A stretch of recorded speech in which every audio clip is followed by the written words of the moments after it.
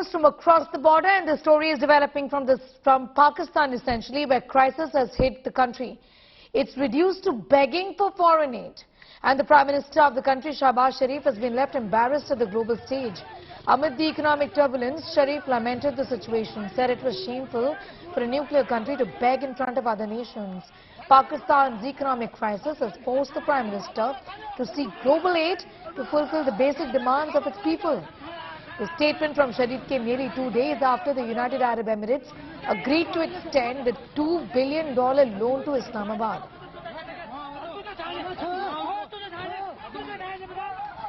Sharif said that he addressed UAE as Pakistan's elder brother and had to plead for $1 billion loan.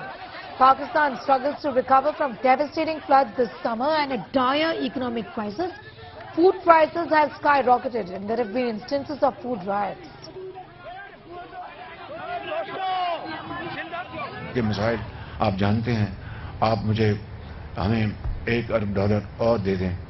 तो उसने कहा कि शहबाज शरीफ, आप मेरे भाई, मैं आपको किस तरह इनकार कर सकता हूं? हर दफा आता कोई और आता है तो आप कहते तो नहीं, लेकिन दिल के अंदर तो आप समझते होंगे ये पैसे मांगने आ गए हैं। तो मैंने कहा कि ये पाकिस्तान एक मिसाल इसकी ये है कि एक हाथ में हमारे एक न्यूक्लियर ताकत है और दूसरे हाथ में कशकोल। ये आग और पानी का ये कब तक ये मिलाप हो नहीं सकता, कब तक चलेगा? Our managing editor Gaurav Sawant is joining us with the very latest on that. Gaurav, this is a country that's running out of food. What is the situation as it plunges further deep into this economic crisis? What are the learning lessons for Pakistan from this? You know, Pakistan is in dire straits. Pakistan's Prime Minister Shehbaz Sharif has actually stated facts that once again he had to go to the United Arab Emirates and beg for money for an additional $1 billion so that they wouldn't default on repayment of loans. Now, 2/3 of Pakistan is currently underwater because of floods, and they're trying to recover.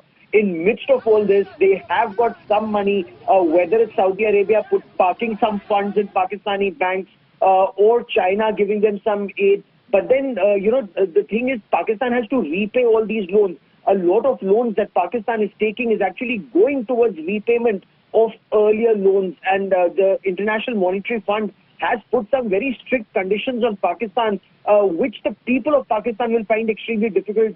You know, whether it's raising the tariff for electricity or, you know, water or other things. Now, the situation as far as ground realities are concerned, the UAE has given Pakistan a rollover of about $2 billion now on the existing deposits. But the problem for Pakistan is a lot of this money will have to be repaid, and Pakistan is in no position to repay this fund. So what Pakistan may have to do is hike gas rates, hike electricity tariff, increase taxation. Now, all these are going to be extremely tough measures in a year where Imran Khan is breathing down Shehbaz Sharif's neck.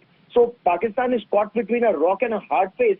But the bigger tragedy for Pakistan is it still is not leaving the path of terror, where Pakistan can be helped only if it leaves the path of terror. So no action against India-centric terror, whether it is Hafiz Mohammed Saeed or Masood Azhar or Dawood Ibrahim Kaskar, where people in Pakistan say that if we stop terror, then India can help us. India is in the best position to help Pakistan. Yes, you know, Gaurav, it's really tragic because the people at the end of the day are suffering, and they essentially have got nothing to do with the situation that Pakistan and its government has landed its people in.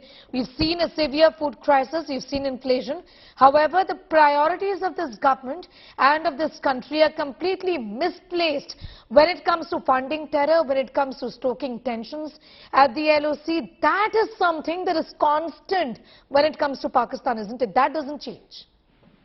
You're absolutely right. So it's the Pakistan army that needs to stop the path of terror, but which is what Pakistan army is not doing. But, you know, there's another aspect to this. Pakistani commentators have increasingly been writing that Pakistan's, you know, military leadership wanted to improve ties with India, but the then Prime Minister of Pakistan, Imran Khan, was opposed to it. This is what the commentary in Pakistan currently is.